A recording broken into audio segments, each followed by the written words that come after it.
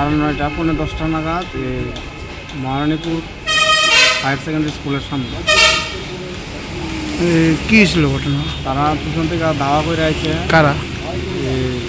বিজেপির যে যুব মোর্চার যে আছে তারা এসে পিছন থেকে ধাওয়া করে আইসে এসে আমরা রাস্তা ধরে আটকাইয়া তারপরে তারা আমরা দুজন ছিলাম, দুজনের মধ্যে দুজনকে আক্রমণ করছে এবং কারা কারা আছে? আমি আসছিলাম, আমার সঙ্গে আরেকজন আছে। কে? তো অসিত বিশ্বাস। আপনার নাম?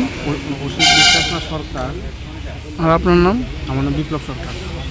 আমরা কি দুজন ক্যান্ডিডেট ছিলেন? আমরা দুজন ক্যান্ডিডেট। তো যারা মারছে তারা কি চিনতে পারছেন? তারা এমনি চেহারা চিনে কিন্তু নাম জানে না। যুব মোর্চার সম্ভবত যুব মোর্চায়, কারণ যুবক পোলা মানে তারা যুবক পোলা মানে যুব মোর্চা কথা আছে না, এরকমই তারা ইয়ে করে সেটা দাওয়া করছে যে, কারণ তারা তো অনেক জায়গাতে আমরা দেখছি এই কারণে। আপনার নামটা কি? বিপ্লব সরকার। আপনি কোন আসনের? আমি মাইগঙ্গা গ্রাম পঞ্চায়েত। গ্রাম পঞ্চায়েতের না পঞ্চায়েত সমিতি? পঞ্চায়েত সমিতি 3 নম্বর। আপনি না আপনার মানে ক্যান্ডিডেট কোনটা? পঞ্চায়েত সমিতির না গ্রাম পঞ্চায়েতের? আমি পঞ্চায়েত সমিতি। পঞ্চায়েত সমিতির কত নম্বর আসনের? 3 নম্বর। আমাদের রাজ্য প্রেসিডেন্ট লক্ষ্মীপুর পঞ্চায়েত সমিতির বাড়িতে আসার কথা, যথারীতি 9টার সময় আসলো। তো ওই সভাপতি আসবেন বলে আমাদের মাইগঙ্গা আর মধ্যকৃষ্ণপুরের পঞ্চায়েত সমিতির ক্যান্ডিডেট তারা গেছিল 2 জন।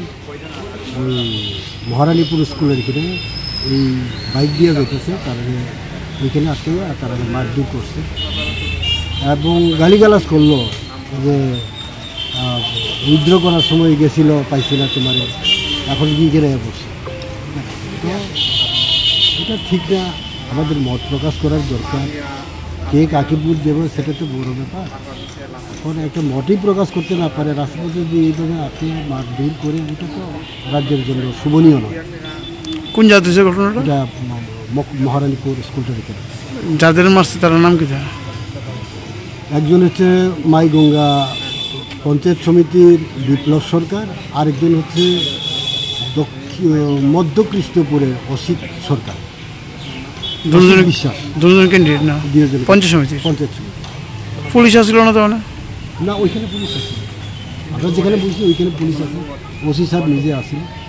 এখান থেকে যখন আসছি আমরা, তারপরে আমি ফোন করলাম, এরপরে তারা ফোন করে বললো যে প্রথমে অসিত ফোন করছে, তারপরে অসিতের খবর নাই। এখন অসিতের ফোন রিং হইতেছে কিন্তু রিসিভ করতে